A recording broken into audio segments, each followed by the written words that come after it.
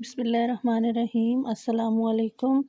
Welcome to Dawn public school and college. Grade 8 آپ کی history کی کلاس ہے۔ ہم یونٹ نمبر 1 پڑھ رہے ہیں اور کل ہم نے پڑھا قانون حکومت ہند یعنی ایکٹ 1858 کے اہم نکات کے بارے میں پڑھا تھا، اور ہم نے یہ بھی پڑھا تھا کہ یہ پاک و ہند کا پہلا سرکاری قانون تھا۔ اہم نکات ہم نے پڑھے تھے اور اس کے بعد پھر ہم نے اس کی اہمیت پڑھی تھی۔ ہم نے لاسٹ لیکچر میں پڑھا تھا کہ وائسرائے لارڈ کیننگ جو ہیں وہ الہ آباد میں ایک دربار منعقد کریں گے اور وہاں پر یہ اعلان پڑھ کر سنایا جائے گا۔ آج ہم پڑھتے ہیں ملکہ وکٹوریہ نے جو اعلان کیا تھا وہ کیا تھا، اس کی کیا خصوصیات تھیں۔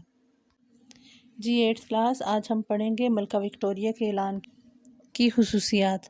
ہم پڑھ چکے ہیں کہ 1857 کی جنگ آزادی کے بعد ایسٹ انڈیا کمپنی کی حکومت کا خاتمہ ہو جاتا ہے ہندوستان پر، اور ہندوستان پر باقاعدہ طور پر حکومت سٹارٹ ہو جاتی ہے حکومت برطانیہ کی۔ حکومت برطانیہ ہندوستان میں حکومت کرنے کے لیے اپنا ایک نمائندہ ہندوستان بھیجتا ہے جسے وائسرائے یا گورنر جنرل کہا جاتا ہے، اور پہلا وائسرائے جو ہندوستان کے لیے حکومت برطانیہ نے بھیجا تھا وہ لارڈ کیننگ تھا۔ تو 1 نومبر 1858 کو ملکہ برطانیہ کے اسی اعلان کو گورنر جنرل لارڈ کیننگ نے الہ آباد میں ایک دربار منعقد کیا اور وہاں پر پڑھ کر سنایا۔ اس اعلان کے اہم خصوصیات کیا ہیں، نکات کیا ہیں، یہ پڑھتے ہیں۔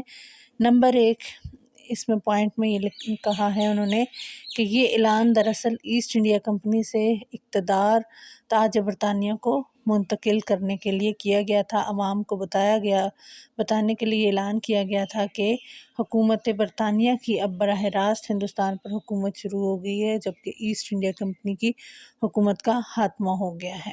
نمبر 2، عوام کو بتایا گیا کہ چونکہ اب ہندوستان پر حکومت برطانیہ کی حکومت ہے، لہٰذا تمام عوام حکومت برطانیہ کی وفادار رہیں۔ نمبر 3، کیننگ کو برصغیر کا پہلا وائسرائے مقرر کیا گیا اور یہ ہندوستان پر حکومت کرے گا، لیکن ہدایات کہاں سے حاصل کرے گا ہندوستان پر حکومت کرنے کے لیے؟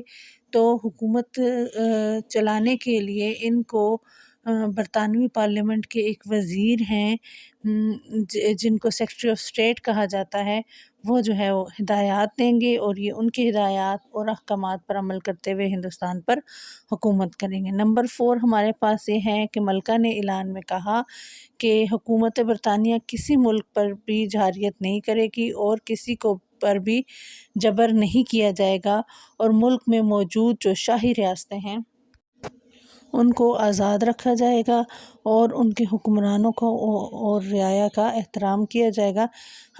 شاہی ریاست کیا ہوتی ہے؟ شاہی ریاست ایک ایسی ریاست ہوتی ہے جو کسی ملک کے اندر موجود ہوتی ہے، لیکن اس کا اپنا زمینی طور پر تو کسی ملک کے اندر موجود ہوتی ہے، لیکن ان کا اپنا داخلی نظام، حکومتی نظام بالکل الگ ہوتا ہے، اس کا اپنا حکمران ہوتا ہے، اپنا پورا الگ سے سیٹ اپ ہوتا ہے۔ تو ہندوستان میں 560 شاہی ریاستیں موجود تھیں، تو انہوں نے کہا کہ یہ شاہی ریاستیں جو ہیں یہ آزاد رہیں گی، ان کے ساتھ جو ہے ان پر حکومت برطانیہ حکومت نہیں کرے گی۔ نیکسٹ ہمارے پاس ہے جی، پاک و ہند میں عوام کی ترقی اور خوشحالی کے لیے مختلف کام کیے جائیں گے، ایسے اقدامات کیے جائیں گے کہ عوام کی خوشحالی کو یقینی بنایا جا سکے۔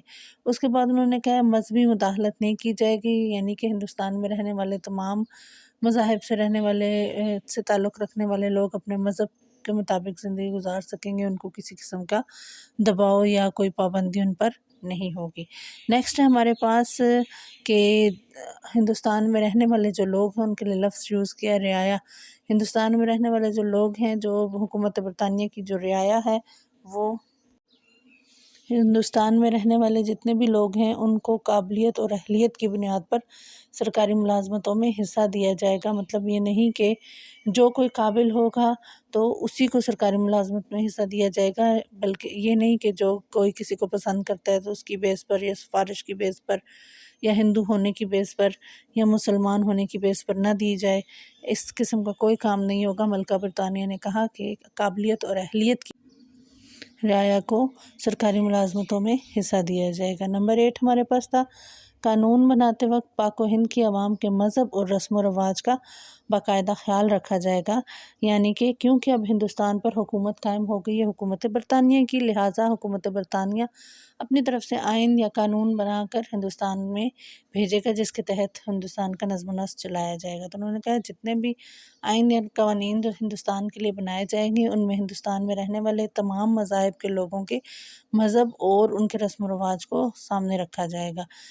پھر کہتی ہیں کہ جی ملکہ وکٹوریہ کہتی ہیں کہ امن و امان کو اولویت دی جائے گی اور انگریزوں کو قتل کرنے کے علاوہ ہندوستانیوں کے باقی تمام غلطیاں معاف کر دی گئی ہیں، لیکن انہوں نے جو جنگ آزادی میں انگریزوں کو قتل کیا تو یہ والے جو گناہ ہے یہ اس کی معافی نہیں ہے انگریزوں کے مطابق۔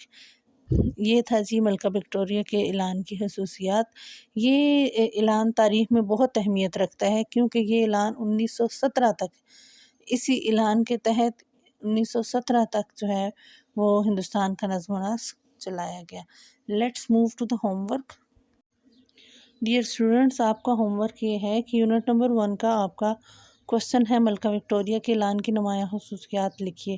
تو یہ آپ کی پیج نمبر 4 پر اور 5 پر موجود ہے۔ آپ نے اچھے سے اس کو رائٹنگ رولز کو فالو کرتے ہوئے اپنی اسائنمنٹ فائل پہ اس کو لکھ لیں اور لکھنے کے بعد اس کو یاد بھی کر لیں۔ Thank you very much.